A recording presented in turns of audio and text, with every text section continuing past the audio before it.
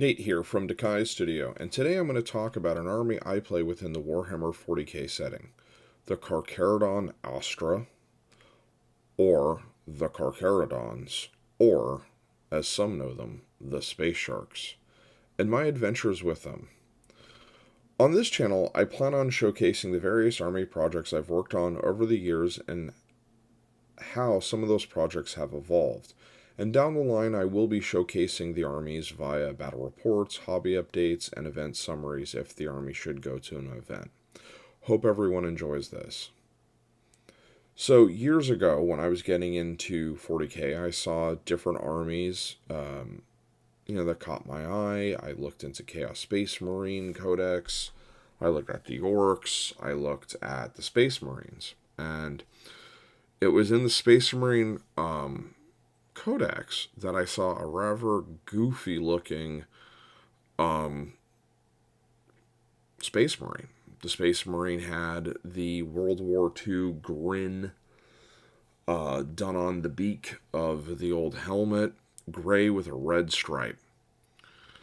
And I was like, man, that kind of looks cool, but there's no way I'm going to be able to do that. So I just kept flipping, looking at different models. And, that's when I found the Alpha Legion. I started playing them. And, that fear of doing the World War II Spitfire Shark Grin style mouth kind of kept me from doing that army for 10 years. And then a fan group via, at the time, a rather popular online forum came out with a rule setting for the Badab War, which really sparked my interest in that conflict within the 40k setting. I would say that this rule setting that they came out with would be very similar to what we would eventually see in the Horus Heresy rule setting.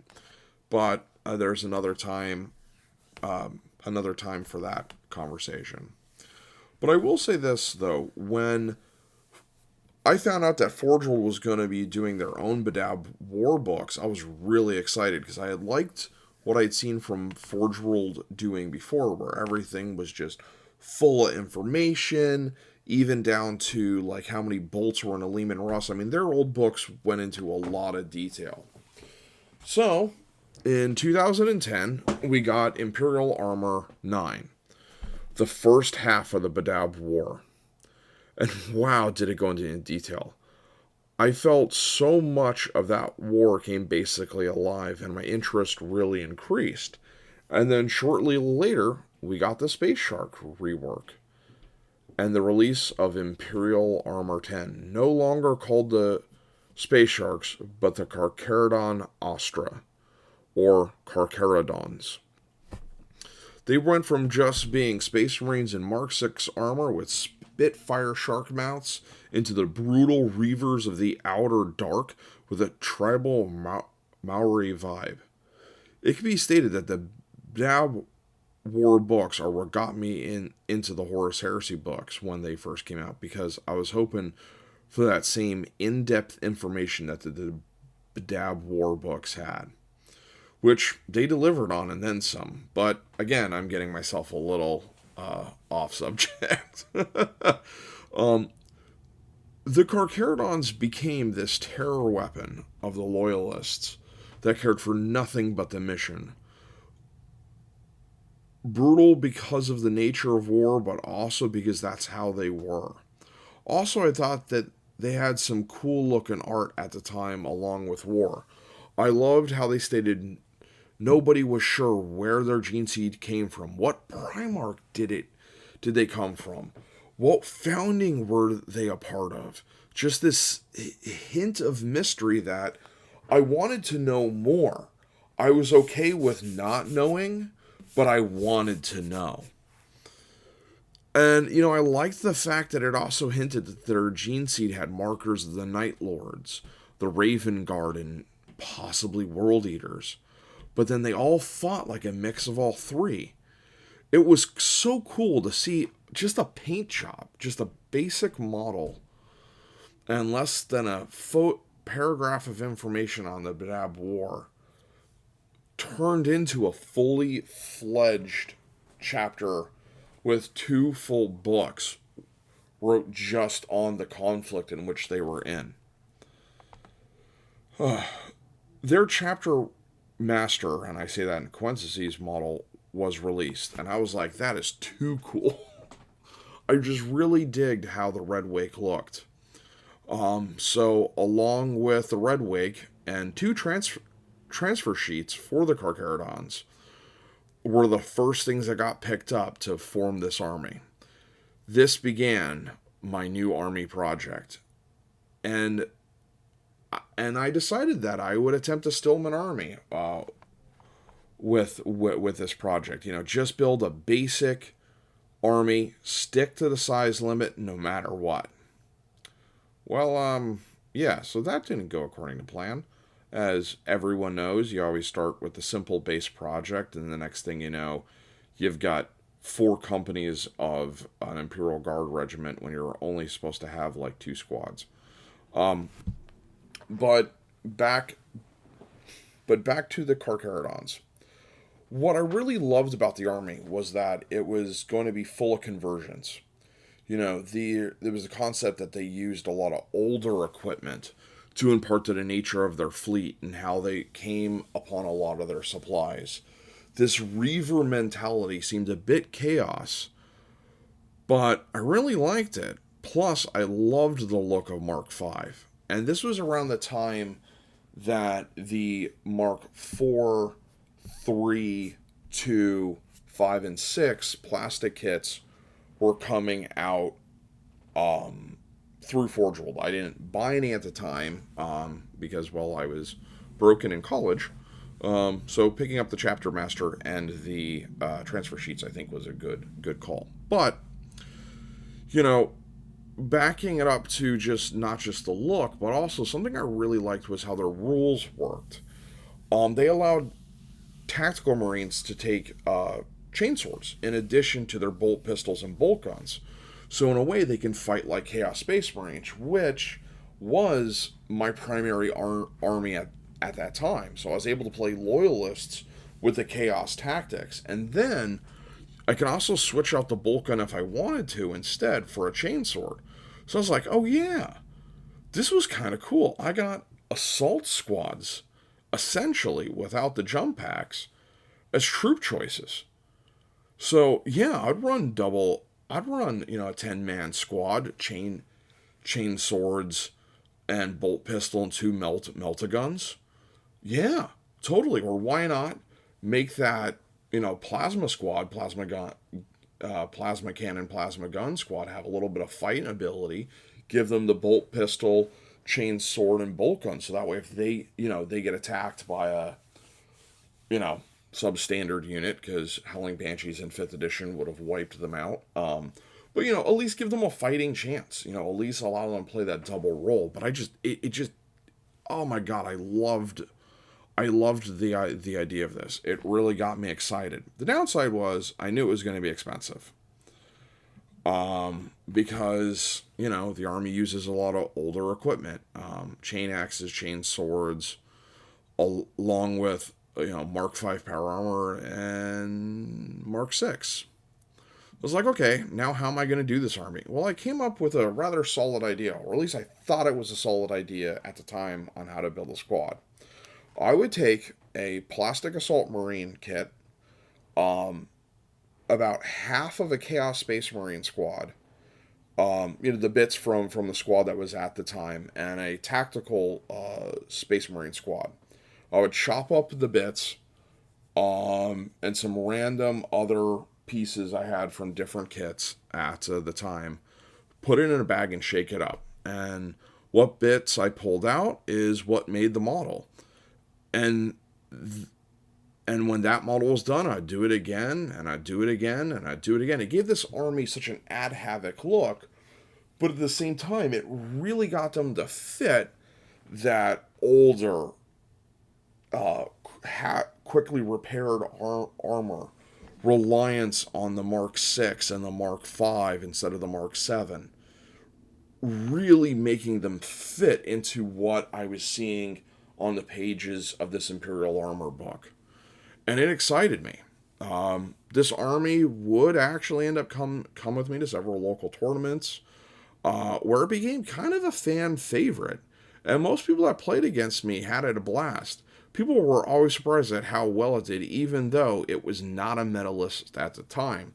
Even though I did kind of figure out a few things how to handle with assault cannons, but I can give a lovely chat on Nate's adventures with assault cannons in 3rd, 4th, 5th, 6th, 7th edition with Horus Heresy 1.0 and 2.0. I always forget which edition we're on with some of these games. It's a bit of a conundrum some days. But okay. Everyone always thought it was a cool looking army, really unique, and at first were sometimes intimidated by it because I was using Forge World models, but when I broke down how they worked, everyone was always like, "Oh, that's that's not as bad as I thought it was. It's not as powerful as I was kind of expecting." And that kind of got me to take it to a top tournament at my state at the time. And surprisingly, I did not come in last place. That kind of shocked me. The Red Wake and the Contemptor Mortis Dreadnoughts really put in the work in that event. And man, it was a great way to play fluffy with my Carcharodons at the time. And really just got to do my own thing. I didn't have to play a meta list because I was running this just different army. Also, not gonna lie, being able to take a Terminator squad as a troop choice was phenomenal with Red Wake. Yes, they all had to be equipped with lightning claws, but still, it was really, really cool. And then 7th edition kind of came around. 7th edition, the army had to change. And it was a little bit of a struggle because, 5th, I had a great, great book to play with. 6th edition, we got an update for how the chapter traits were working because the changes with the edition. I was totally in for it. But 7th, it just kind of changed. One of the big issues was actually, this is kind of a ridiculous one, was the base sizes. The base sizes changed. Like I had to rebase the miniatures, and I was afraid that I would damage the models. So I just packed up the army and kind of put it away. I ended up kind of stopped playing 40k after that and went more into playing Horus Heresy. Kind of regretted packing up my Carcharodons. They are one of my favorite armies to play.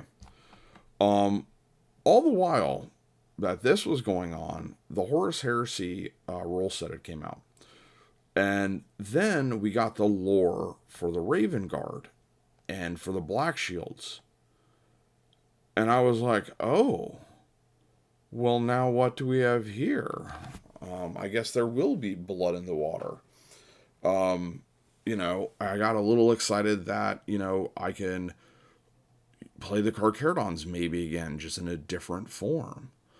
And in the Raven Guard lore, it basically all but confirmed that the Carcharodons were based off of the Terran elements of the Raven Guard during the Crusade, to whom the Crusade never end.